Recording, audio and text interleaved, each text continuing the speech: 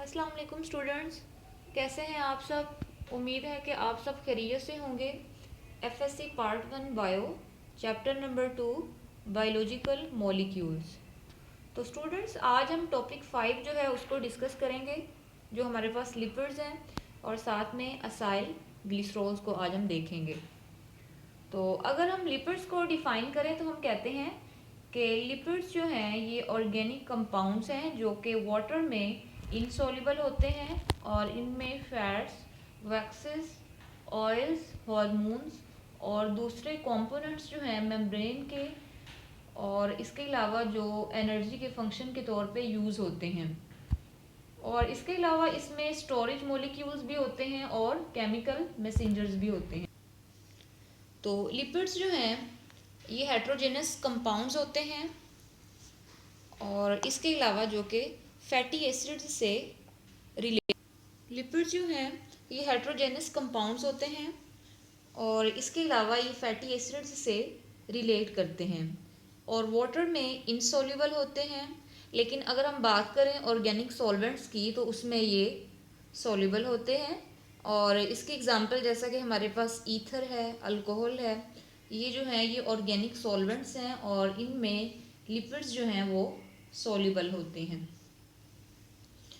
इसके अलावा अगर हम बात करें इंसुलेटर की, यानी लिपिड्स जो हैं ये इंसुलेटर के तौर पे भी यूज़ होते हैं। अगर हम एनिमल्स की बात करें तो एनिमल्स की जो बॉडी में स्किन की जो लेयर है उसमें फैट्स मौजूद होते हैं।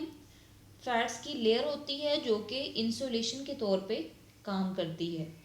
तो इंसुलेटर का मतलब ये है कि इंटरनल और एक्सटर्नल इन्वायरमेंट जो है बॉडी का उसको टेम्परेचर के लिहाज से मेंटेन करना।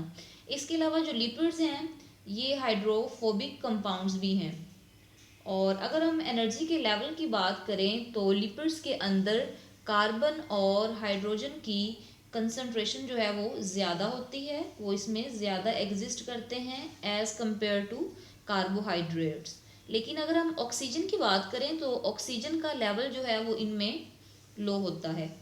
यही वजह है कि लिपिड्स जो हैं उनमें कार्बोहाइड्रेट्स के मुकाबले में ज़्यादा एनर्जी जो है वो स्टोर होती है, क्योंकि इसमें कार्बन और हाइड्रोजन की कंसंट्रेशन जो है वो ज़्यादा होती है और ऑक्सीजन की अमाउंट जो है वो लो होती है। इसी वजह से ये ज़्यादा एनर्जी स्टोर करते हैं।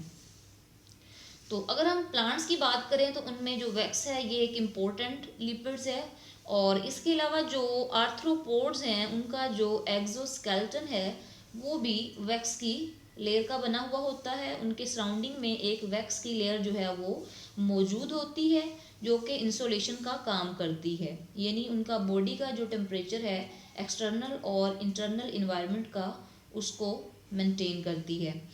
इसी तरह से अगर हम बात करें प्लांट के टिश्यूज़ की तो प्लांट के टिश्यूज़ जो हैं उनके ऊपर भी एक वैक्सी लेयर मौजूद होती है जिसको हम नाम देते हैं क्यूटिकल का, जो भी इंसुलेशन का काम करती है। इसके अलावा अगर हम इसकी टाइप्स को देखें तो हमारे पास टर्पिनॉइड्स हैं, वैक्सेस हैं, स्फिंगोलिपिड्स हैं और साथ में असाइल ग्लिसरॉल्स हैं। तो अगर हम असाइल ग्लिसरॉल्स को डिफ़ाइन करें तो हम कहेंगे कि असाइल ग्लिसरॉल्स जो हैं ये ग्लिसराइड्स ही होते हैं जिनको मोर करंटली जो है हम असाइल ग्लिसरॉल्स का नाम देते हैं। और इनके बारे में ये कहा जाता है कि ये ईस्टर्स हैं जो कि ग्लिसरॉल से और फैटी एसिड्स से बनते हैं। और इसके अलावा ये हाइड्रोफोबिक कंपाउंड्स होते हैं। इनके पास 3 हाइड्रोक्सल फंक्शनल ग्रुप्स होते हैं जिनको एस्टरीफाइड किया जाता है 1, 2 या फिर 3 फैटी एसिड्स से, जो फर्दर फिर मोनोडाई या फिर ट्राई ग्लिसराइड्स बनाते हैं। तो स्टूडेंट्स अगर हम फैटी एसिड्स को डिफाइन करें, फैटी एसिड्स क्या हैं, तो हम कहते हैं कि fatty acids are building blocks of fats in our bodies and the food we eat. यानी ये बिल्डिंग ब्लॉक्स हैं फैट्स के हमारी बॉडीज़ के अंदर, और इसके अलावा वो खुराक जो कि हम डेली खा रहे हैं। और जब डाइजेशन का प्रोसेस होता है तो जो बॉडी है वो इसकी ब्रेक डाउन करती है एंजाइम्स की हेल्प से फैट्स में।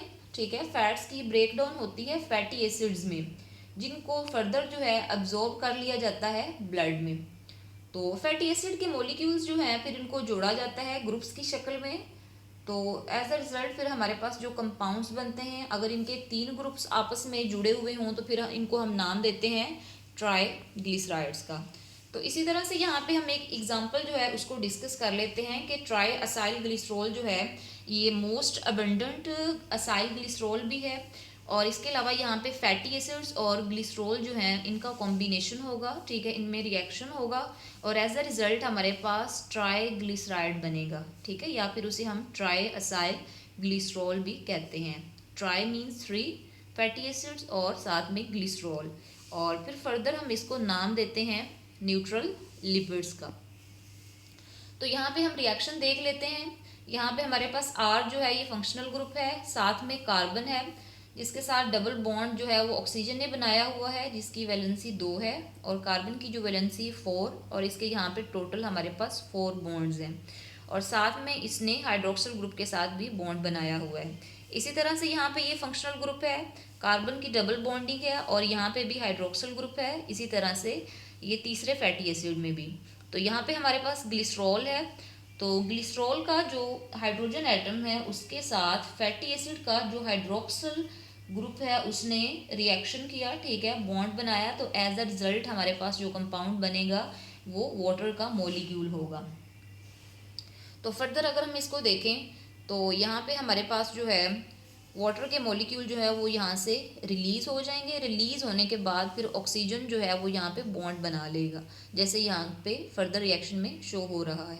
यहाँ पे ऑक्सीजन की बॉन्डिंग है और एज अ रिज़ल्ट हमारे पास जो है 3 वाटर के मॉलिक्यूल्स जो हैं वो रिलीज़ हो रहे हैं ग्लिसरॉल के साथ, या फिर आप लोग कह सकते हैं ट्राईग्लिसराइड के साथ, या फिर ट्राई असाइल ग्लिसरॉल जो कि एक न्यूट्रल लिपिड्स हैं। तो इसके अलावा अगर हम बुक को फॉलो करें तो हम डेफिनेशन को देखेंगे कि ईस्टर क्या होता है, ठीक है।